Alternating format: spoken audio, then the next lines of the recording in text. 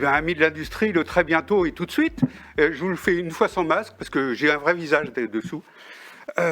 Et on va attaquer une nouvelle table ronde sur la production cette fois-ci, parce que ce matin, on avait parlé conception, maintenant on va parler production. Et je vous le dis, votre usine doit être propre désormais. Le savez-vous?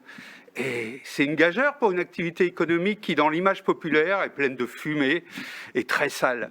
Si l'industrie, parce que ça c'était vieux, c'était avant, si l'industrie a bien changé depuis la révolution industrielle, est-elle prête pour limiter son impact environnemental à zéro? C'est ce que nous allons voir avec nos invités. Alors, Laetitia... Oui, je vais prendre ma fiche. Laetitia Boucher, qui est responsable développement durable pour l'Europe du Sud chez Interface. À ses côtés, Yves Noireau, qui est directeur général des fonderies de Souglan et bien d'autres choses, on le verra. Pierre-Yves Burlot, qui est directeur du développement durable de Séché Environnement.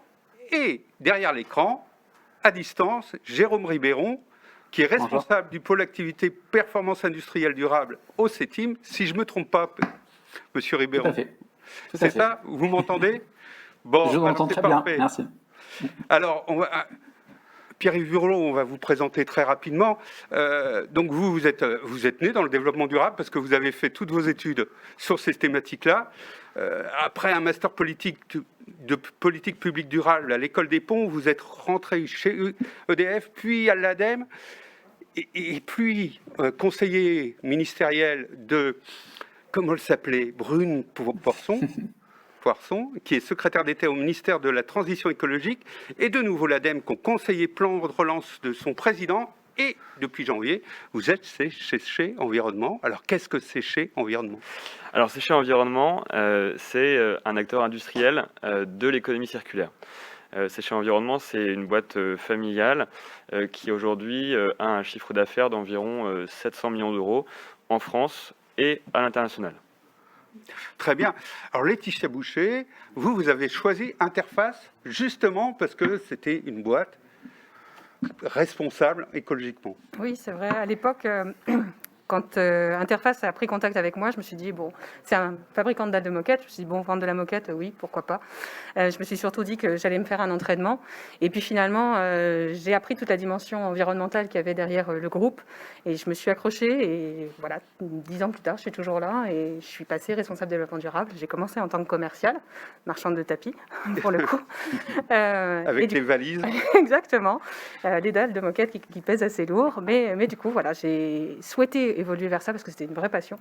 Interface m'a encouragée puisqu'ils m'ont coopté pour pouvoir reprendre des études. Et du coup, suite à mon diplôme, ils ont créé ce poste de responsable développement durable sur l'Europe du Sud. Et me voilà. Alors, Yves Noireau, vous êtes directeur général d'une des plus anciennes fonderies de France, qu'elle a 500 ans. Vous êtes ambassadeur de la French Fab. Vous êtes pilote des territoires d'industrie. Et vous êtes éclaireur de la communauté des coqs verts. C'est quoi donc? Alors, la communauté du coq vert, ça rassemble les entreprises qui pratiquent la transition énergétique et écologique, mais qui la pratiquent pas uniquement par conviction, qui la pratiquent véritablement intégrée dans la stratégie de leur entreprise. Et puis être éclaireur, eh bien justement, c'est montrer le chemin, c'est éclairer, c'est témoigner, comme je vais le faire aujourd'hui, pour donner envie à toutes les entreprises françaises, industrie en particulier, puisque nous sommes dans le milieu industriel, eh bien, de protéger la planète et de faire que l'innovation verte, c'est vraiment notre salut. Alors, Jérôme Ribéron, comment le CETIM, donc je l'ai dit, vous êtes responsable du pôle activité performance industrielle durable du CETIM, et comment vous accompagnez les industriels? En quelques mots, parce qu'on va détailler plus tard. Ouais, nous on accompagne enfin, ça fait partie des missions du CETIM d'accompagner les industriels dans leur développement, et notamment quand on parle développement ou transformation des entreprises, il y a la transformation vers l'industrie du futur, mais également vers la transition énergétique et environnementale. Donc ça, c'est un axe fort du CETIM, d'accompagner les industriels, de leur apporter des solutions technologiques et organisationnelles par rapport à l'évolution de leur métier, quoi. Alors, pour un industriel, investir dans des équipements, la question derrière, c'est est-ce que c'est rentable? Et donc, produire propre, est-ce que c'est rentable? Comment on fait, Jérôme Ribéron, pour mesurer ça? Ah, bonne question. Il y a plusieurs approches. Enfin, comment mesurer ça? Il y a déjà mesurer en termes de retour sur investissement des technologies qui peuvent être mises en œuvre au niveau des technologies propres, des actions qui sont mises en œuvre au niveau réduction à la source. Mais il y a aussi un enjeu important, c'est aussi le côté organisationnel, parce que quand on dit produire propre, dans certains cas, c'est pas que de l'investissement, il y a on va dire du bon sens paysan, donc de l'organisation, qui fait que les coûts sont minimisés, parce qu'avec des petites actions terrain, on peut faire des grandes actions au niveau réduction de l'impact environnemental. Très bien. Alors, Yves Noireau, comment vous mesurez, vous, vos investissements? C'est la création de nouveaux marchés, quelque part? Alors, je l'ai dit en introduction, et c'est pas pour faire joli, l'innovation verte est pour nous notre stratégie pour assurer la pérennité et le développement de notre entreprise.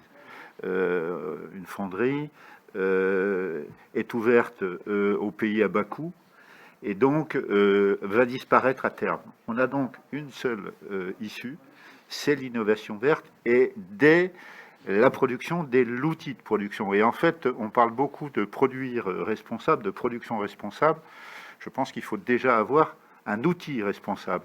Et donc un outil responsable, c'est un outil, on va se poser la question, comment je l'alimente, avec quelle source d'énergie je l'alimente, comment je fabrique, avec quelle matière je fabrique. Donc sur toute la chaîne, on se doit de penser innovation certes, mais aussi transition énergétique et écologique. Mais comme vous disiez, concurrence avec des concurrents à bas coût, et donc pour proposer des offres à valeur ajoutée, vous avez développé Pilote, qui est une marque justement qui est durable par essence.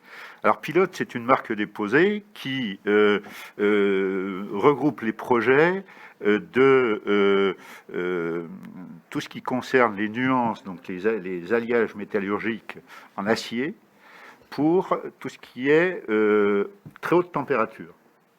Et donc, tout ce qui va être contraint et avoir la nécessité de tenir à la très haute température, eh bien, j'ai recruté une chercheuse en interne. On est une PMI, on n'est pas très nombreux, on est 70, mais l'idée, c'est dès le départ de pouvoir co-concevoir avec certains de nos clients qui ont justement cette nécessité d'avoir des pièces qui tiennent le plus longtemps possible par rapport aux problématiques de très haute température, mais pas uniquement, de corrosion, etc. Ce qui fait qu'on vient de sortir notamment un barreau pour les chaudières biomasse, qui dure 2 fois plus longtemps, qui est breveté. Et là, les Chinois, on les verra arriver, mais peut-être un peu plus tard. On a déjà un peu de marge. Vous avez un peu d'avance. Alors Laetitia Boucher, en parlant d'avance, s'il y a quelqu'un qui est en avance dans le domaine du développement durable, c'est bien Interface. Parce que Interface, la première décision de son patron, c'était Robert Anderson. Ray Anderson. C'est en 93 ou dans ces eaux-là, je crois. Ouais, exactement. C'est ça 94. Et ce qui est intéressant, parce que quand je parle quand je parle de rentabilité, on a donc les économies, on a la découverte de nouveaux marchés, mais aussi on a le risque de perdre un client. Exactement, oui. En fait, la décision de se mettre sur la partie environnementale, c'est qu'en 94, donc on a un de nos clients qui nous a demandé ce qu'on faisait pour l'environnement. Et à l'époque, on ne faisait rien du tout, on n'a pas su quoi répondre, et on a perdu le marché. Et en fait, la question est remontée jusqu'à Ray Anderson, le fondateur d'Interface, qui lui avait vraiment envie de trouver une réponse, et du coup il a convoqué le COMEX quelques temps plus tard. 2 jours avant, il savait toujours pas de quoi parler, et puis sur son bureau il y avait le livre de Paul Hawken, The Ecology of Commerce, qui traînait, qui prône donc de passer d'une économie linéaire, j'extrais, je transforme, je jette, à une économie circulaire. Et pour lui, ça a été vraiment une révélation. Il a eu la vision de devenir neutre sur l'environnement d'ici 2020. Donc c'était l'objectif en 94. Et à l'époque, on ne savait vraiment pas comment s'y prendre. Donc il s'est entouré de ce qu'il a appelé d'une éco-dream team, où il y avait des environnementalistes, dont Paul Hawken, des activistes, des entrepreneurs, etc., des chercheurs. Et du coup, ensemble, ils ont décidé d'une stratégie pour y parvenir. Et les investissements, pour la petite histoire, se sont faits au fur et à mesure, puisque en 94, ça fait 26 ans, donc on a eu le temps de le faire. Mais très vite, on est devenu rentable, puisque la première chose sur laquelle on s'est attaqué, c'était vraiment d'éviter tout gaspillage. Et en fait, Ray Anderson a eu l'intelligence de faire redescendre sa stratégie vers les salariés en les formant, en leur expliquant ce qu'ils voulaient faire, où est-ce qu'ils voulaient aller. Et on a utilisé cette force vive pour donner des solutions sur des problématiques de gaspillage. Ça pouvait être aussi bien matières premières jetées ou trop de matières premières. On a revu là, comment fabriquer nos produits, etc., etc. On va redétailler tout ça. Mais déjà, ce que vous montrez, c'est que le développement durable, c'est un choix d'un patron. Ouais. C'est une décision du management. Et donc, comment ça a été vécu dans l'entreprise, cette décision du manager? Ouais, je crois que la moitié des gens, enfin même les actionnaires, parce qu'on était déjà coté en bourse à l'époque, l'ont pris pour un fou. Il y a même il a annoncé publiquement, en fait, pour vraiment pousser tout le monde à y aller. Il a annoncé publiquement qu'il avait pris cette décision-là devant tous les actionnaires. Au lieu de présenter les chiffres, il a dit bah voilà, moi je veux faire ça. Et forcément le lendemain, la moitié des actionnaires, enfin j'exagère, mais il y en a pas mal qui sont partis, qui ont appelé le directeur administratif et financier en lui demandant mais il est devenu fou, il est malade, qu'est-ce qui se passe? Voilà. Donc au début, c'était ça. Au début, c'était dur. Et donc, c'est sa volonté qui a fait qui a poussé la transformation. Son leadership, sa vision, pour lui, ça a vraiment été une révélation. Hein. Il disait que ces termes, c'était un jour, je serai jugé comme pilleur de la terre et on me mettra en prison. Des gens comme moi finiront en prison. Donc c'était intéressant. David Noireau, vous avez cette même inquiétude? Être jugé comme pilleur de la terre, peut-être pas? Alors, moi, on m'a pas pris pour un fou, mais pour un martien. C'est-à-dire qu'à partir du moment où, quand je suis arrivé, il y a 7 ans maintenant, après un état des lieux qui était une évidence, industrie, fonderie, point de salut, si on part à la compétition. Donc, innover, faire ce que les autres ne font pas, pousser la très haute technicité et faire que, avant de nous rattraper, avant de savoir faire ce que l'on sait faire, alors on a pu quand même s'appuyer sur un savoir-faire exceptionnel, un savoir-faire ancestral, puisqu'on continue de mouler à la main. Et c'est d'ailleurs ce moulage avec pratiquement des maîtres artisans qui fait que nous sommes très différents. On travaille aussi avec des outils modernes, des outils numériques, de simulation, etc. Et comme je vous l'ai dit, nous avons donc ce travail de recherche et développement en interne. Et puis, l'économie circulaire est arrivée très très vite.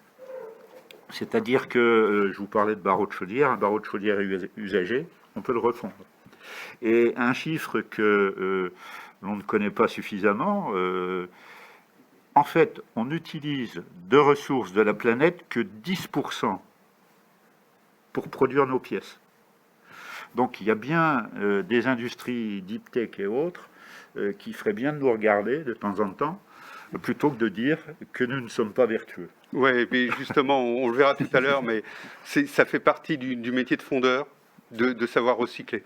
Alors, Jérôme Ribéron, pour vous, c'est la démarche justement de développement durable, ça s'apparente un peu à la démarche sur les accidents du travail. C'est-à-dire, il y a le manager qui faut qu'il soit là, et puis après, les procédures qu'on applique dans l'entreprise, c'est ça? Oui, et puis ça rejoint ce qu'on vient de se dire juste avant, ce qui a été dit juste avant, c'est vraiment une stratégie d'entreprise.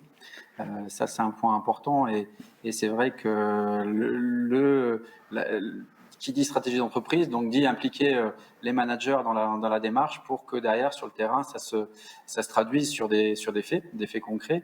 Et c'est vrai que dans certains cas, en fonction de la taille de l'entreprise, ces actions-là peuvent être plus ou moins faciles à mettre en œuvre, ou il y a besoin des fois d'avoir un appui externe avec un consultant qui va aider l'entreprise à l'orienter, à définir un peu sa stratégie et à mettre en place les plans d'action pour aller sur un système de management en quelque sorte, pour l'accompagner dans sa démarche, aussi bien sur le terrain, dans l'entreprise, comme on l'a pu le voir, mais en fait, quand on regarde de manière globale, comme ce qui a été dit juste avant, c'est une réflexion globale sur tout l'ensemble des étapes du cycle de vie du produit, en fait, qu'il faut avoir la réflexion. Ça rejoint un peu les précédentes tables rondes sur la conception. Mais là, on est autour de la production, mais c'est vrai que c'est une vision vraiment globale qui doit être valorisée après aussi bien vis-à-vis des clients que l'externe aussi. Hein. Donc, il y a vraiment des enjeux importants au travers de ça. Et il faut d'abord donc responsabiliser l'interne, penser que les équipes ne sont pas forcément permanentes, qu'il y a des gens qui rentrent, qui sortent, et puis qu'il y a des intérimaires. Comment on structure tout ça? Et ben, cette structure, c'est comment on structure une entreprise en termes d'organisation, de management. C'est vrai que généralement, ce qui peut se faire, enfin, tout dépend des entreprises. Après, à discuter avec les témoins, avec Madame Boucher ou Monsieur Noireau, c'est de se dire aussi, en termes de relais dans l'entreprise, soit d'avoir un responsable environnement qui est spécifique dans l'entreprise ou un responsable développement durable. Mais après, quand on est dans un groupe, il est important qu'il y ait des relais sur chaque site, donc des référents environnement, des référents développement durable. Tout dépend un peu de l'intitulé qui peut être fait du site, ou également qui intègre aussi le côté, quand on parle produire propre, il y a pas que le côté déchets ou effluents, il y a le côté énergie aussi qui est un point important, et il y a des référents énergie qui peuvent être mis en place aussi dans les sites pour contribuer à la réduction de la consommation énergétique en même temps. Donc c'est vrai qu'il est important qu'il y ait des relais qui soient présents sur les sites pour pouvoir vraiment contribuer à ce que sur le terrain, il y ait vraiment une sensibilisation, une prise de conscience globale et qui fasse encore, en quelque sorte, que ce soit un succès en fait, pour l'entreprise et que ça soit durable aussi dans le temps, quoi. Et c'est pour ça que Yves Noireau, alors que vous êtes une PMI de 70 personnes, comme vous l'avez dit, vous avez un responsable développement durable à l'intérieur de l'entreprise. Alors, on a un triptyque d'enfer. Une chercheuse, un triumvirat, un ingénieur fondeur amélioration continue, et puis un ingénieur environnement. Et en fait, c'est ce trio qui porte complètement la stratégie et la pérennité et le développement de l'entreprise. Alors on pourrait penser que pour une PMI de 70 personnes, c'est peut-être surstaffé, mais pas du tout, puisque c'est ce qui prépare notre avenir, c'est ce qui va faire que demain on existera encore et on se transformera à nouveau. Après tout, on a déjà presque 5 siècles, il n'y a pas de raison qu'on n'en vive pas encore 5. Tout à fait. Alors Laetitia Boucher, chez Interface, donc là il y a une vraie structure, c'est un groupe où la partie développement durable est très structurée. C'est combien? C'est là les chiffres que nous indique Yves Noireau, c'est 1% des équipes qui est consacrée au développement durable. Chez vous, c'est pareil. Comment c'est organisé? Le pourcentage, je ne le connais pas. En tout cas, dans le monde entier, on est une quinzaine de responsables développement durable, donc on fait tous à peu près la même chose. Ensuite, on fait partie de ce qu'on appelle la Co-Innovation Team. Donc là, on a des personnes qui sont vraiment dédiées à différentes phases de vie du produit ou de l'usine. Du coup, sur la matière première, sur l'usine, effectivement, comment améliorer nos performances, etc. etc. Donc, je ne sais pas quel est le pourcentage, mais toujours est-il que, en tout cas, on est tous formés, de la personne de l'accueil jusqu'au PDG, sur la partie environnementale, et ça fait vraiment partie de l'ADN de l'entreprise. Et alors, comment vous travaillez, vous, concrètement, comme responsable développement durable au sein d'Interface?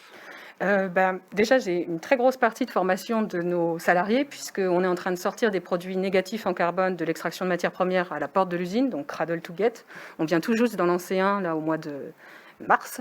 Et du coup, il faut qu'on explique comment est-ce qu'on arrive à ça, qu'est-ce que c'est que la séquestration carbone, pourquoi est-ce qu'on met du... Oui, mais expliquez-nous justement, parce que alors là, moi, je ne vois pas comment un produit peut séquestrer du carbone. Séquestrer du carbone. En fait, on va utiliser des matériaux qui sont biosourcés, donc issus des végétaux. Ouais. Les végétaux captent du carbone par la photosynthèse, si vous vous souvenez bien. Et en fait, le carbone, par photosynthèse, il va transformer le carbone en glucose de carbone, on va dire ça comme ça, et c'est ce qui lui permet de grandir. Et du coup, nous, on va venir récupérer ces végétaux, éviter, bien sûr, de réémettre dans l'atmosphère le carbone qu'il a séquestré en le transformant et en mettant les composants dans le produit. En l'occurrence, là, les matériaux biosourcés sont dans la sous-couche. D'accord. Et donc, vous présentez donc ces innovations aux équipes, mais vous intervenez aussi sur les procédures. Vous intervenez à quel niveau? En fait, j'interviens beaucoup aussi en externe pour expliquer ce qu'on est en train de mettre en place, pourquoi est-ce qu'on fait ça, quel est l'état aujourd'hui de la Terre, pour vraiment une prise de conscience sur l'urgence climatique et pourquoi est-ce que le carbone est aussi important aujourd'hui pour les décennies à venir, si on continue d'émettre comme ça, et expliquer aussi ce qu'on a fait. Donc il y a beaucoup de sensibilisation.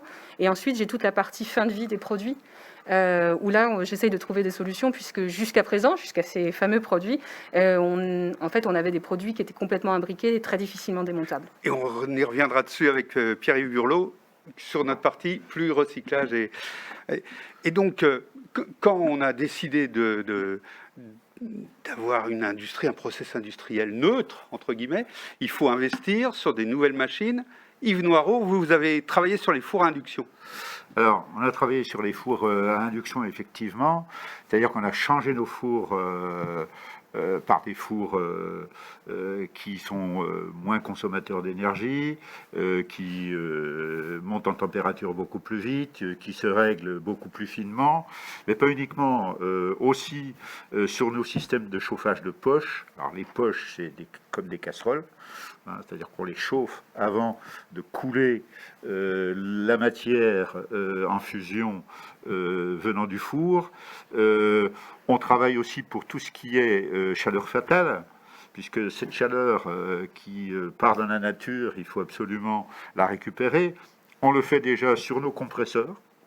C'est en étude pour les fours et pour ces fameux systèmes de chauffage de poche. On a aussi des fours de traitement thermique pour traiter nos pièces. Donc, toute cette chaîne-là, il y a un travail de réflexion et qui est déjà réalisé pour récupérer notamment la chaleur fatale, mais aussi pour économiser de l'énergie.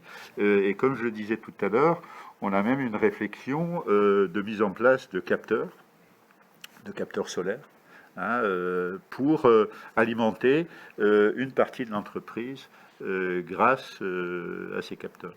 Oui, alors que vous avez un barrage, oui. Vous pourriez le transformer en barrage hydraulique. Alors, le grand dilemme, barrage de presque 5 siècles, l'agence de l'eau nous demande de l'effacer pour assurer la continuité écologique.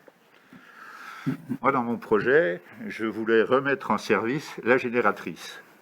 Alors, en fait, ce qui m'a fait basculer, c'est deux choses. Eh bien, c'est notre planète, hein, parce que notre planète aujourd'hui, elle est tellement abîmée que l'eau ne coule plus tout le temps sur le gland. On s'appelle sous-gland parce que, oui, parce que la rivière, elle donc grand. Si elle ne coule pas tout le temps, on n'aura pas d'énergie tout le temps. Donc, nous avons fait le choix. Cette entreprise appartient à Florence Lang avec donc je pense que les femmes ont une approche environnementale beaucoup plus marquée, beaucoup plus naturellement personnelle. Et donc, elle a fait le choix d'effacer le barrage. Donc, ce barrage, il a disparu. On est heureux comme tout. Les truites Fario peuvent poursuivre leur chemin, les sédiments aussi. Donc on a fait un geste fort pour la planète, mais qui n'a rien à voir effectivement avec notre fonderie. Ceci dit, notre approche d'innovation verte attire des talents et des clients. Les 3 ingénieurs dont je vous ai parlé, ils ne sont pas venus au hasard. On est sur un territoire difficile d'accès, qui manque d'attractivité. Et bien grâce à notre projet d'entreprise, grâce à notre stratégie, on attire des talents, mais on attire aussi des clients. Laetitia Boucher, alors vous, depuis 1993, vous avez quand même testé nombre de machines. Où vous en êtes aujourd'hui? Quels sont les process industriels mis en œuvre par Interface? En fait, on a changé petit à petit en fonction de l'amélioration aussi de la technologie. On a travaillé avec nos fournisseurs pour qu'elles soient moins énergivores, pour optimiser aussi tout le process de fabrication, forcément. Mais on a aussi travaillé sur l'isolation thermique, par exemple, des bureaux, une meilleure isolation pour l'usine. Enfin, voilà, ça passe vraiment par plein de choses. Mais je pense que la technologie la plus intéressante, c'est que en fait, les dalles, avant de devenir dalles de moquette, sont un grand rouleau qu'on va découper. Et avant, on faisait ça au massicot. On avait à peu près 5 cm entre chaque dalle de déperdition de matière, du coup.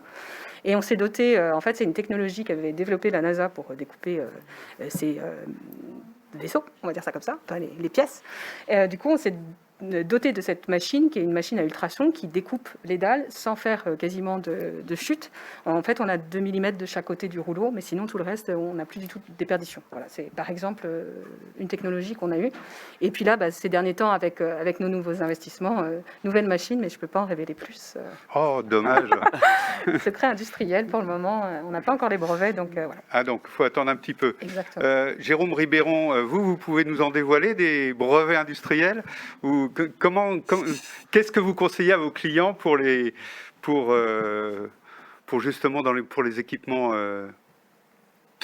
Déjà, dans le cadre de la réduction de la consommation énergétique, là, ce qu'on évoque, ce qu'on conseille aux entreprises, ce qui est important, c'est de savoir mesurer pour mieux piloter, entre guillemets. Donc, c'est important de bien connaître les consommations énergétiques pour pouvoir après mettre en place des actions d'optimisation énergétique. Et ça peut passer, comme on l'évoque, par l'investissement de nouveaux matériels, parce que c'est vrai que les nouvelles technologies sont moins énergivores. Ce qu'on a pu voir sur les fours au niveau avec Monsieur Nouro. Mais c'est vrai qu'aussi, il n'y a pas que les technologies, il y a aussi on va dire les habitudes des uns et des autres. Aussi bien le côté, quand on parle au niveau de l'éclairage, au niveau du chauffage, tout ce qui est auto-utilité, ça contribue, les bonnes pratiques qui sont mises en place contribuent à réduire la consommation énergétique et du coup, on impacte aussi sur la réduction de l'empreinte carbone au global du site et puis indirectement sur le produit qui est fabriqué. Et c'est vrai que sur les process, il y a pas mal d'évolutions qui sont mises en place. On parlait de fours, par exemple des fours de traitement thermique au niveau des fours, sur l'utilisation des fours, sur les pratiques, les systèmes de régulation des fours, au lieu peut-être des fois de fonctionner toujours à température haute. On peut mettre en place des régulations liées en fonction de la production aussi qui est à venir. Donc de pouvoir piloter la consommation énergétique en fonction de la production aussi. Et ça, c'est des choses qui sont de plus en plus importantes et qui permettent de limiter quand même de manière significative la consommation énergétique. Et on a des machines à récupération d'énergie où vous pouvez récupérer l'énergie et la réutiliser dans le reste du process. Tout à fait. Donc ça c'est des choses qui sont possibles. Par exemple, si on prend des exemples dans ce qu'on peut retrouver dans la mécanique au travers du traitement de surface ou des systèmes de chauffage en quelque sorte, on parlait des fours de traitement thermique par exemple qui chauffent, qui génèrent de la chaleur. Cette chaleur, on peut la réutiliser pour chauffer des bains de traitement de surface ou des bains de nettoyage de lessive, par exemple, l'utiliser pour d'autres process. Ça, c'est des choses qui sont mises en place dans certaines entreprises, parce qu'après, il faut que les configurations d'entreprise soient bien adaptées. Mais c'est des exemples d'utilisation qui permettent de réduire en quelque sorte l'utilisation d'énergie externe et de réutiliser, de recycler l'énergie qu'on génère en interne, en fait. Très bien. Alors, on va parler maintenant recyclage. Vous en avez déjà évoqué beaucoup le sujet, parce que c'est important, c'est une manière de faire des économies aussi financières. Je vais vous montrer un exemple. Si la régie est prête, on va pouvoir voir vous avez vu tout à l'heure le film pendant la pause, le film sur Novacell. C'est une entreprise que j'ai été visiter avec Raphaël Morinière il y a très peu de temps. Et durant cette visite, on a vu comment ils traitaient et récupérer les déchets. Là, c'est la mise en application concrète de votre politique RSE. D'une partie, c'est l'élimination des déchets, le recyclage, puisque nous avons un pré-tri des coques de semi-finis en fonction de leur couleur, pour qu'elles soient données à nos partenaires, entre autres Veolia, qui va les faire rentrer dans le cycle de recyclage. D'accord. En fait, à chacun de ces sacs correspond une partie de l'emballage. Exactement. C'est-à-dire qu'il y a la coque blanche, la coque transparente et la feutrine. Et où est le carton ? Alors le carton part sur un autre partenaire de recyclage. Elles sont séparées et donc données justement à cet autre partenaire. Ici, c'est ce que l'on donne à Veolia qui le fait rentrer dans sa chaîne de recyclage. D'accord. Alors Pierre-Yves Burlot, désolé, on a parlé d'un de vos concurrents, ils sont quelques-uns, mais c'est exactement votre métier, c'est ça, c'est vous récupérez des déchets et derrière, vous allez les valoriser. Alors, comment ça se passe? Exactement. Notre spécialité, effectivement, c'est le recyclage à haute valeur ajoutée. L'objectif, c'est de se concentrer sur des matériaux complexes et d'en extraire le maximum de valeur pour ensuite le remettre sur le marché en compétition avec des matériaux vierges. Et donc, on a une palette, effectivement, de produits qui sont recyclés et donc qui ont un impact typiquement carbone inférieur à leur alternative fossile, en tout cas vierge. D'accord. Et qu'est-ce que vous appelez alors les matériaux à valeur ajoutée? Ah bah, ça va, la palette est assez large. Ça va typiquement du brome, qui est beaucoup utilisé aujourd'hui dans l'industrie de la chimie et de la pharmacie. On en récupère les déchets de production et puis on en refait un brome régénéré. Et donc ce brome régénéré vient en compétition avec le brome vierge extrait à l'autre bout du monde dans des conditions dont il est préférable de ne pas trop parler. Et donc on amène une plus-value française, écologique, qui permet aussi de gagner en souveraineté économique grâce à nos services en la matière. Ça, c'est un sujet. On a d'autres exemples. On peut prendre le cas aussi des solvants. Aujourd'hui, un industriel, on reprend aussi le cas de la pharmacie ou de la chimie, a le choix entre un solvant vierge ou un solvant régénéré. Les solvants vierges sont en général produits loin de chez nous, aussi pour des raisons de coût de production et de conditions environnementales dans lesquelles ces produits sont réalisés. Nous sommes spécialisés dans la régénération, donc le recyclage de ces solvants à haute valeur ajoutée. Et à titre de comparaison, l'impact carbone de nos solvants régénérés est 10 fois inférieur à celui du solvant vierge. Donc quand on a un industriel qui fait le choix de nos solutions, il décarbone tout de suite l'impact de son produit fini. Et donc vous allez chercher les produits dans l'usine, vous vous occupez de toute la logistique. Exactement. Gratuitement ou pas? Alors c'est une prestation complète. Donc c'est payant. Donc c'est payant, mais en fait le modèle économique tient entre deux variables. Le prix, la matière en sortie de nos procédés. Nous avons l'obligation d'être compétitifs par rapport aux vierges, parce que beaucoup d'industriels ont aussi des rationnels économiques qu'ils doivent tenir, et donc nos produits doivent être concurrentiels par rapport à ces produits vierges. Donc c'est un objectif que nous on se donne pour que l'argument écologique ne soit pas le seul qui tienne pour choisir nos produits. Et par rapport à l'ensemble de nos coûts, on définit un prix d'entrée sur lequel effectivement on facture la prestation à l'industriel qui vous fournit le matériau. Exactement. Alors que derrière, vous allez faire de l'argent avec la valeur ajoutée. Alors nous, l'objectif, c'est de faire tourner des usines de régénération, ouais. Effectivement, qui ont un coût. Mais finalement, si ça ne passe pas par nous, ça va en destruction et le prix est encore plus cher. D'accord. Alors, Yves Noireau, on le disait, le recyclage, c'est dans l'ADN des fondeurs, notamment sur le sable. Alors, vous pouvez venir aux fonderies de Souglan, vous ne verrez pas de tas de sable. Tout simplement parce qu'on régénère notre sable. À certains moments, on a besoin de sable neuf, c'est pas un circuit sans fin.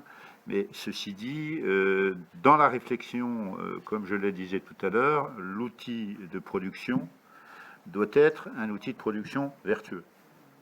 Et donc, quelle que soit la façon dont on l'alimente, la façon dont on le conduit, le produit, la façon dont on le fabrique, avec quoi on le fabrique, et ce qu'il en sort, il faut qu'il en sorte le moins de déchets possible. Et moi, ce que je trouve intéressant, quand je vous entendais, et je me faisais une réflexion, ces métiers comme le vôtre, comme celui de la fonderie, sont en train de devenir des métiers nobles. Et ça, je trouve ça fabuleux. C'est-à-dire que des métiers qui étaient décriés, eh bien, je pense que ce sont des métiers qui sont des métiers nobles. Oui. Vous avez beau avoir 500 ans, votre entreprise n'est pas une entreprise du 19e siècle. Entre guillemets. Pas du tout. Pas du tout. Ceci dit, c'est nous qui avons inventé la machine à émailler. Ouais. qui a obtenu le premier prix à l'Expo universelle de 1900. Et pourquoi elle a eu ce premier prix? Santé, sécurité, économie du plomb. Donc, Vous voyez, déjà à l'époque, on savait ce que c'était RSE. que l'innovation verte. Ok. Alors Laetitia Boucher, on l'a dit, vous êtes des pionniers là-dedans, donc vous avez beaucoup fait pour le recyclage, et notamment, vous travaillez avec un industriel, parce qu'il n'y en a qu'un qui vous a suivi, c'est sur la fourniture des matériaux.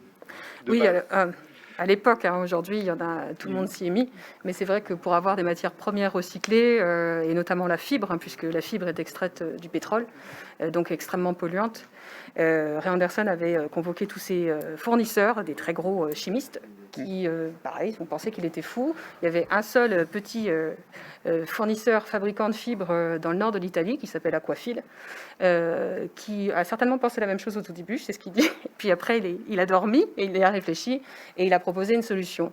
Et en fait, aujourd'hui, on a fait énormément de tests, on a essayé plein de matières, mais toujours est-il que ce qui se recycle le mieux, c'est des filets de pêche, par exemple. Puisque le polyamide est le même, et c'est du polyamide 6. Donc on arrive à recycler à l'infini, c'est l'intérêt de ce polymère-là. Et du coup, lui, il est arrivé avec cette proposition-là sur le marché, sachant qu'il récupère aussi le même type de polyamide, de polymère de l'industrie du jouet, donc des déchets. Voilà. En fait, on fait tous plus ou moins la même chose, en tout cas sur ces secteurs-là, c'est qu'on essaye, nous aussi, de trouver des déchets d'autres industries pour pouvoir les mettre dans nos matériaux, et les nôtres également, que ça serve de matière première pour d'autres industries. Et alors les films de pare-brise? Oui, c'est vrai. En fait, on cherchait une solution parce que ce qui était devenu le plus polluant dans nos dalles de moquette, c'était le latex qu'il y avait dedans. Et du coup, on cherchait une solution pour enlever... Pour le remplacer. Ouais, pour le remplacer. Et il se trouve que sur les pare-brises, on a ce qu'on appelle le film plastique qui s'appelle le PVB, qui empêche que le pare-brise se brise, justement. Et du coup, on a réussi à traiter ce plastique-là, à le transformer pour remplacer le latex. D'accord. Et vous traitez d'autres produits comme ça, parce que vous avez aujourd'hui entre 75 et 100%, selon les filières, de produits recyclés, c'est ça? La fibre, entre 75 et 100%. Je m'éloigne du micro. La fibre est entre 75 et 100% de matière recyclée, donc il n'y a pas que Aquafil qui a cette possibilité-là. Ensuite, en gros, avec l'avancée technologique dont je vous parlais tout à l'heure, en mettant des matériaux biosourcés, on arrive à une moyenne de 93% quasiment de matériaux recyclés et biosourcés sur nos produits. Donc on s'est débarrassé du bitume et on est presque à se débarrasser de l'extraction de pétrochimique, en fait. Alors, c'est-à-dire qu'en 93, votre patron a dit « je veux être neutre en 2020 », c'est réussi? Ouais? Oui. Bravo, bravo. Et alors, est-ce qu'on arrive à faire suivre les clients? Parce que votre métier, c'est le bâtiment. Oui. Donc, on se retrouve dans des bâtiments en déconstruction, on récupère de la moquette. Cette moquette-là, qu'est-ce qu'elle devient? Comment vous la gérez? Malheureusement, quand les produits sortent de l'usine, on perd la traçabilité de nos produits, comme la plupart des fabricants, malheureusement, parce qu'on a une multiplicité d'acteurs. En fait, les utilisateurs, on n'a aucun lien commercial avec eux. On essaye de faire énormément de sensibilisation pour leur expliquer qu'on a des solutions pour les traiter. Mais aujourd'hui, la réalité, c'est que, et c'est le cas pour tout le monde, malheureusement, c'est énormément enfoui ou incinéré. Donc, d'accord. C'est-à-dire que vous n'arrivez pas à récupérer les moquettes? On arrive à en récupérer, mais pas assez. Enfin, on aimerait en récupérer beaucoup plus. Et l'idée, c'est de soit leur donner une seconde vie, parce qu'on sait que les moquettes, en moyenne, sont utilisées 7 ans, alors qu'on les garantit 15 ans. Donc voilà, vous imaginez il y a une marge de progression. Qu'elles sont encore bonnes. Donc on a de plus en plus de demandes grâce à la sensibilisation et puis aussi à l'évolution des réglementations, à l'économie circulaire, à tout ce qui est en train de se passer en ce moment et tout ce qu'on peut dire, ce qu'on peut entendre. Grâce à ces 2-3 dernières années, on en entend vraiment plus. Avant, le réemploi ne fonctionnait pas du tout. Et c'était pareil, la reprise était plus chère en fait une mise en décharge. Donc pour nous, c'était extrêmement compliqué de valoriser le fait qu'on allait récupérer de la matière auprès des clients. Parce que, au final, même si on a des bonnes intentions pour la planète, c'est souvent la ligne en bas à droite qui fait la décision. Ouais. Vous avez le même constat, Jérôme Ribéron? C'est ça? Tout à fait, ouais. C'est clair que là-dessus, c'est la finance qui prime aussi. Mais comme on le disait tout à l'heure aussi, il faut passer aussi. Enfin, l'objectif, c'est de réduire le plus en amont possible les déchets au niveau du process. Éviter de produire des déchets, c'est toujours mieux. Après, zéro déchet, c'est pas toujours possible, hein. Et c'est clair, c'est par exemple, dans la mécanique, hein, on travaille beaucoup là-dessus pour essayer d'optimiser les formes qui vont être usinées, par exemple, réduire au maximum la quantité de matière qui va être enlevée pour, du coup, moins générer de déchets. Et puis après, dans la mécanique, c'est vrai qu'on a beaucoup de déchets qui sont sur base métallurgique. Donc, comme l'a évoqué M. Noireau, généralement, le métal se recycle dans la plupart des cas de manière très, très, très bien. Par contre, il y a certains types de déchets pour lesquels, déchets métalliques toujours, hein, qui sont sous forme de micro-copeaux, ce qu'on appelle des bouts de rectification, des bouts d'usinage, sur lesquels on se retrouve en difficulté parce que, on va dire, sur la suite de la filière, hein, en quelque sorte, comme on l'évoquait tout à l'heure, hein, quand il y a une filière qui se met en place, il y a le producteur de déchets, mais après, il faut aussi qu'il y ait une société qui puisse intégrer ces déchets-là et qui ait un intérêt économique. C'est sur certains types de déchets qui sont un peu limités en termes de quantité, on se retrouve en difficulté. On sait que techniquement, c'est possible de les valoriser, mais qu'actuellement, économiquement, la filière, elle n'est pas viable. Donc, elle est bloquée. Alors, comme vous l'évoquiez tout à l'heure, juste avant, Madame Boucher, c'est vrai qu'on ressent il y a pas mal de choses qui bougent là depuis 2 ans et puis surtout depuis l'année dernière avec l'effet Covid et le plan de relance qui s'est mis en place, ou même des acteurs qui, il y a 4-5 ans, n'étaient pas forcément intéressés par certains types de déchets de la mécanique et qui devenaient des produits pour eux, reviennent vers nous parce qu'ils s'aperçoivent que c'est vrai que recycler certains nouveaux produits pour eux, c'est intéressant parce que ça contribue aussi à la réduction de leur empreinte environnementale, l'empreinte carbone, et techniquement, finalement, ça devient intéressant et économiquement aussi. Donc, les choses évoluent dans le bon sens, mais ça prend du temps. C'est assez long à mettre en place une filière de valorisation de déchets, hein, de manière globale, même si techniquement, on a démontré que ça fonctionnait. C'était faisable, mais pas économiquement viable. C'est ça le problème. C'est ça le problème. Ouais. Pierre-Yves Burlot, ce décalage entre les ambitions et la réalité, vous la ressentez aussi? Alors, je parle aux responsables de Séché Environnement, mais aussi à l'ancien responsable de l'ADEME. Alors, directeur développement durable de Séché Environnement. Alors, Séché Environnement, la spécificité, c'est que ça fait 35 ans qu'on fait ce métier-là. Et donc, on l'a vu évoluer, en fait. Et effectivement, on voit de plus en plus dans les demandes de nos clients ces indicateurs environnementaux, indicateurs carbone, indicateurs de distance parcourue par la matière, prendre de plus en plus de place dans le choix. Et ça tire effectivement la filière vers le haut. Et ça nous permet effectivement de partager aussi nos expertises pour effectivement qu'il y ait toujours plus de matériaux qui soient valorisés. Très bien. Alors, si Philippe Renaudino nous a rejoint, bonjour Philippe. Rebonjour François-Xavier. Rebonjour. C'est qu'il y a des questions du public. Il y a des questions du public. En tout cas, il y a 2 questions pour Monsieur Noireau. Alors, une première question qui n'a pas trait directement encore que au sujet du développement durable, mais je vais vous la poser quand même. Comment les fonderies de Souglan fait pour garder ses clients face aux Chinois? Oh, mais il a un peu répondu, mais allez-y. Elle ne fait pas comme eux. C'est-à-dire que l'industrialisation et la production de masse, il n'y a pas, à mon sens, d'un point de vue général, par rapport à l'industrie française, il n'y a pas d'issue. Je ne parle pas que des Chinois, ça peut être d'autres pays, pour différentes raisons. Donc, il faut être différent, voire même unique. Moi, j'ai poussé le curseur pour dire qu'il ne faut pas être différent, il faut être unique. Donc, je fais tout pour que notre entreprise soit unique. Elle a beaucoup d'atouts pour l'être, elle en a de plus en plus chaque jour. Donc, l'idée, c'est vraiment de proposer à des clients d'être déjà offreurs de solutions avant d'être manufacturiers. Moi, mes clients, ils viennent me voir, je vais rarement les voir. Je vais les voir par courtoisie, mais ils viennent me voir parce que je vais mettre autour de la table le département R&D, la qualité, l'environnement, le bureau d'études, la production. Et on va leur poser la question. Quelles sont vos difficultés? Quels sont vos besoins? Qu'est-ce qu'on peut faire pour vous?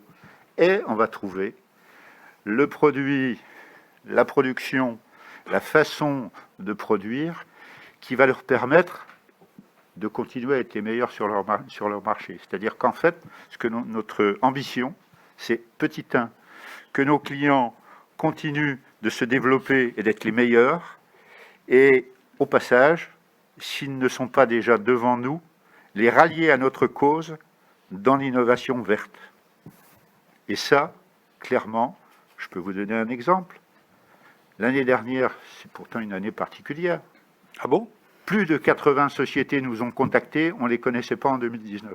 Mais ça vient aussi du fait que l'industrie française ou les clients ont besoin de sécuriser leur approvisionnement. Pour partie, mais à chaque fois on leur a posé la question, qu'est-ce qui fait que vous venez? Ils viennent vers nous parce qu'on est différent, parce qu'on produit différemment, parce qu'on répond à leurs demandes. On n'a pas un produit classique que l'on veut absolument, pardonnez-moi l'expression, leur refourguer. On vend déjà de la solution avant d'être manufacturier. On est bien entendu de très bons manufacturiers, mais c'est un ensemble. C'est un nouveau modèle économique. C'est un autre modèle économique. La deuxième question. Vous avez déjà répondu à la deuxième question. Comment capitalisez-vous sur ces actions auprès de vos clients? Alors, c'est nos clients qui nous ont fait grandir. C'est l'écoute de nos clients qui a fait ce que nous sommes aujourd'hui et ce que nous serons demain. Alors, facile à dire, un client, c'est ce qui fait tourner une entreprise. Je pense qu'il y a beaucoup d'entreprises, et je le dis avec toute l'humilité qu'il faut avoir, qui devraient beaucoup plus écouter leurs clients. Leurs clients, c'est eux qui nous font vivre, certes, mais c'est eux qui connaissent leurs besoins. Si on écoute les besoins des clients, clairement, on progresse. Autrement, si on continue de produire d'avoir des idées et de produire lambda, je pense qu'on n'a pas d'issue. Il n'y a pas d'issue. Je pense que la pérennité d'une entreprise, elle passe aujourd'hui principalement par sa capacité à innover, et encore plus, je pense que l'effet coronavirus a eu un effet accélérateur énorme, tant sur la nécessité d'innover que de pratiquer la transition énergétique et écologique. C'est fabuleux ce qui s'est passé depuis le mois de mars l'année dernière. Vraiment, que ce soit nos clients, que ce soit les talents qui nous rejoignent ou ceux que l'on côtoie chez nos clients, je peux vous dire que vraiment, il y a eu une accélération très très forte. On avance masqué, mais plus vite. Laetitia, quelle est la perception des clients justement de votre démarche? Comment les professionnels, parce que vous travaillez directement avec des professionnels et le grand public, c'est en se comptant, comment les professionnels réagissent par rapport à votre démarche et comment le grand public, qui, je pense, réagit plus facilement je crois qu'on a prêché dans le désert pendant des années et des années. Et moi, ça fait 11 ans que je suis dans l'entreprise. Et honnêtement, je trouve qu'il y a un renversement de situation sur ces 3 dernières années parce qu'il y a vraiment une prise de conscience, peut-être parce qu'on parle beaucoup plus du fait qu'il y a urgence, vraiment, d'agir. Et pour moi, on ne bouge pas encore assez vite, à mon sens, mais bon, voilà. Et du coup, là, on commence à avoir des clients qui s'intéressent, mais il faut savoir qu'on a embarqué toute l'industrie avec nous, forcément, ce qui est très bien. Et du coup, les fabricants... La force du leader. Exactement, les fabricants de dalles de moquette sont assez... environnementalement parlant, performants. Donc, du coup, on arrive à peu près sur les mêmes résultats au final. D'accord. En améliorant la valeur ajoutée de l'entreprise ou oui, une meilleure rentabilité? Oui, de toute manière. Puis là, on a une nouvelle avancée, donc ce qui va nous permettre de l'avoir pendant quelques temps. Encore un temps d'avance, comme disait Yves Noireau. Voilà. Vous ressentez la même chose, un mouvement vers la demande de développement durable, Est-ce que vous avez plus de clients qui frappent à votre porte? Oui, pour différentes raisons. Des raisons effectivement de meilleur respect de l'environnement, ça c'est indéniable. Effectivement parce que nos produits ont un faible impact sur l'environnement, donc nos clients viennent chercher des solutions. Mais aussi, depuis un an, pour des problématiques de relocalisation industrielle. On le sent aussi réellement. Et donc, nous, on associe finalement ces deux leviers, respect de l'environnement et relocalisation de production industrielle. Donc c'est vrai qu'on voit une amélioration sur ces différents sujets. Jérôme Ribéron, alors au sein des industries mécaniques et les autres, enfin vos publics, y a-t-il une prise de conscience réelle et avec des actions réelles? Ouais, on le voit, et comme on l'a dit précédemment, il y a eu un effet accélérateur avec le Covid l'année dernière, et notamment le plan de relance y contribue aussi, hein, parce que on va dire que l'entreprise peut avoir envie, mais il faut qu'il y ait des leviers financiers qui vont l'aider aussi à aller dans ce sens-là. Juste un point là-dessus, Romain Bonenfant, qu'on a écouté tout à l'heure, disait qu'il y a plus de dossiers demandant des moyens pour la digitalisation que pour réduire l'empreinte carbone, que vraiment les dossiers empreinte carbone en demande de financement dans le cadre du plan de relance étaient faibles. Oui, on suit des dossiers, et c'est vrai qu'on s'aperçoit que la majorité sont plus au travers du numérique ou du technologique pour l'industrie du futur, mais ça n'empêche pas qu'il y en a certains quand même qui développent des actions dans ce sens-là. Notamment, on a plusieurs projets qu'on accompagne nous actuellement d'industriels qui sont là pour développer des nouveaux produits, enfin des produits innovants et éco-responsables, on va dire, hein, qui intègrent une démarche d'éco-conception, voire même certains qui vont dans une démarche de ce qu'on appelle d'économie de fonctionnalité, hein, de réflexion, de révision de leur business model. Au lieu de vendre un produit, ils vont vendre un service. Donc, ils vont intégrer toute l'étape du cycle de vie du produit pour faire en sorte que le produit dure le plus longtemps possible. Et donc, il y a toute cette démarche-là qui est en cours. Et c'est vrai qu'à ce niveau-là, les industriels, la majorité des industriels qui viennent vers nous, sont accompagnés également par l'ADEME, qui apporte une aide financière non négligeable dans le cadre de ces projets. Et ça, c'est un atout important pour passer ces caps-là, parce que même si on a une stratégie, une volonté de le faire, il faut qu'il y ait une aide financière, parce que l'industriel tout seul ne peut pas forcément faire toutes ces démarches-là et a besoin d'être accompagné sur ces projets-là. Mais on sent vraiment une évolution aussi bien sur le côté production que sur le côté développement de produits, et c'est vrai que ça bouge. Après, c'est vrai que ça ne se traduit pas forcément sur tous les plans de relance, parce que sur l'ensemble des plans de relance, c'est quand même un nombre de dossiers important qui est traité, et c'est vrai que c'est une part minime, quoi. Mais par contre, dans le plan de relance, moi, ce que j'ai pu noter, c'est ce qui est évoqué aussi, c'est qu'il y a quand même une volonté aussi pour toute action d'investissement, de développement en R&D, qu'il y ait une contribution ici qui soit faite et une réflexion qui soit faite autour de l'environnement, de la réduction de l'empreinte carbone de l'entreprise. D'accord. Alors, Yves Noireau, vous êtes, on l'a dit, éclaireur coq vert, c'est-à-dire que vous bénéficiez justement des aides. Enfin, vous avez proposé des dossiers qui vous ont permis de bénéficier d'aides, je pense, de l'ADEME et de la BPI. Alors, c'est en cours. Ouais. Je crois qu'il faut, oui, il faut parler du dispositif France Relance, parce que ce dispositif est arrivé très vite, permet à la fois de travailler sur la transition énergétique et écologique, de travailler sur le numérique. L'Europe, 750 milliards, plus d'un tiers pour l'écologie, 20% pour le numérique. Donc on est dans cette démarche-là. Pour ce qui est du coq vert, c'est l'ADEME qui nous a décerné ce label.